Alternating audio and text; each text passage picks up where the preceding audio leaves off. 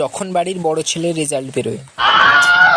85%? এটা কোনো পার্সেন্টেজ হলো? হ্যাঁ, সারাদিন পড়া ছাড়া তো কোনো কাজ নেই, তাও এই অবস্থা কেন?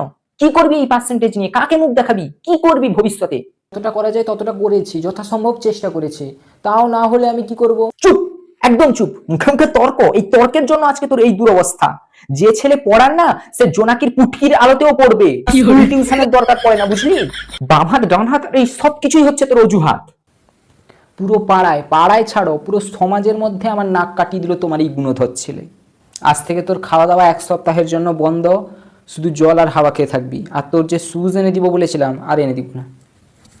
হ্যাঁ, এরকম তো কথা ছিল না, তুমি তো আমাকে বলেছিলে 75% নাম্বার পেলে আমাকে শুজ এনে দিবে। চুপ শালা, সমাজে আমার নাক কেটে রেখে দিল। আর যখন ছোট ছেলের রেজাল্ট বেরোয়। কি গো, আজকে না ভাইয়ের বোর্ডের রেজাল্ট ছিল? কত পেয়েছে সে? বাবু, তুই 272 পেয়েছিস? তার মানে তো তুই পাস করে গেছিস। বাহ, আমি আজকে গিয়ে রাধা মাধবের কাছে গিয়ে পুজো দিয়ে আসবো, গোটা গ্রামে মিষ্টি পেটে আসবো।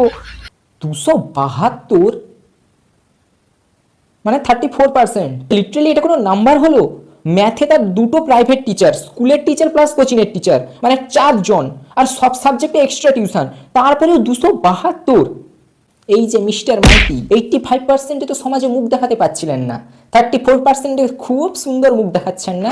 এ single sheet of paper can not decide my কনিষ্ঠ পুত্রের ফিউচার, বুঝলি?